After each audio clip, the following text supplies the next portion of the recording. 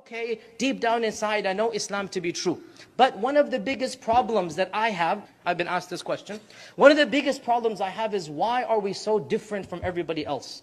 How come I have so many restrictions and my friends get to do this and that? How come my parents tell me, no this and no that, and you can't do this and you can't do that? And everybody around me is doing everything.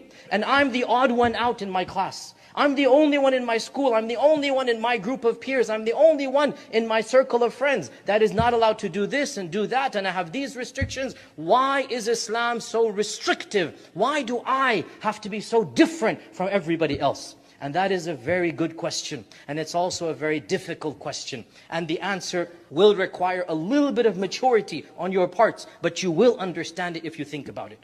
Listen, my dear brothers and sisters, Allah says in the Quran, وَمَا أَكْثَرُ النَّاسِ وَلَوْ حَرَصْتَ بِمُؤْمِنِينَ. The majority of mankind, they don't want to be guided. Allah says in the Quran, وَإِن تُطِعْ أَكْثَرَ مَنْ فِي الْأَرْضِ يُضِلُّوكَ عَنْ سَبِيلِ اللَّهِ. If you follow the majority of people, they're not going to guide you to the right path. Allah says in the Quran, the majority of people want to live like animals. إِنْهُمْ إِلَّا كَالْأَنْعَامِ. Allah says most of mankind don't want to have higher goals. They just want to live their lives in hedonism, in pleasures of the body. And our religion is a religion of nobility and purpose. We are not animals. We are more than animals. We have spirit, we have ruh, we have intellect. It's not just religion. Any successful human being has to break the trend. Any successful human being has to break free from the crowd. Even people that have nothing to do with religion but are successful in this world. Do you think Steve Jobs, do you think Bill Gates, do you think anybody who's successful in this world was an average student in all that they did? Did they just go with the flow? You want to be a leader, and Islam wants you to be a leader, at least in the next world. You want to be a trailblazer? You want to be somebody who genuinely stands up from the crowd? Well, you're going to have to make your impact from now.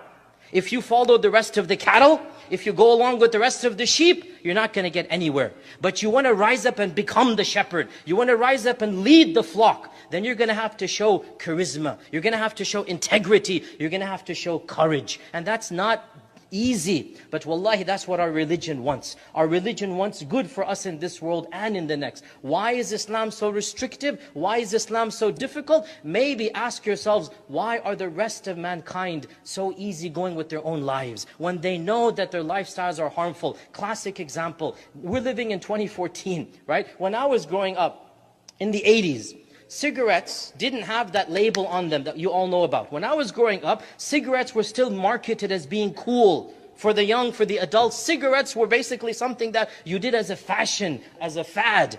Well, in the 90s, as most of you know, the government studies, whatnot, it all found out that cigarettes is the leading cause of cancer. Cigarettes is the leading cause of this, of that. And you're just inhaling that which is going to kill you.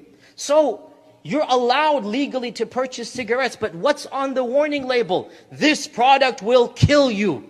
Isn't that so foolish? Think about it.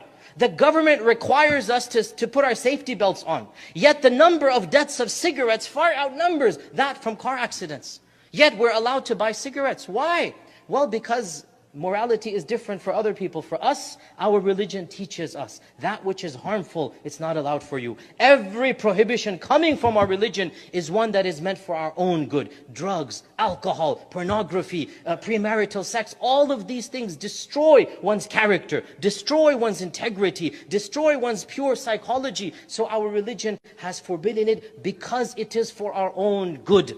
And I swear by Allah, if you are faithful to your religion, you will realize pleasures far greater than the pleasures that you are giving up. Our Prophet ﷺ said in an authentic hadith, whoever gives up anything for the sake of Allah, Allah will give him more than what he gave up. Whoever gives up anything for the sake of Allah, Allah will give him better than what he gave up. And you are still young, it is difficult for you to understand this. But I gave the example of the cigarettes, and everyone knows cigarettes are harmful. Similarly, everything that the Sharia forbids, whether it is drugs, whether it is dating, whether it is this, whether it is that, realize that there is harm in it for us. And Allah says in the Quran, this religion is a religion that يُحِلُّ لَهُمُ الطَّيِّبَاتِ وَيُحَرِّمُ عَلَيْهِمُ الْخَبَائِثِ. The religion allows things that are pure for people, and it forbids things that are impure. Our religion is restrictive because Allah wants us to flourish. Our religion is restrictive in some sense because Allah wants good for us in this world and in the next. And there must be an element of trust and an element of hope in Allah subhanahu wa ta'ala.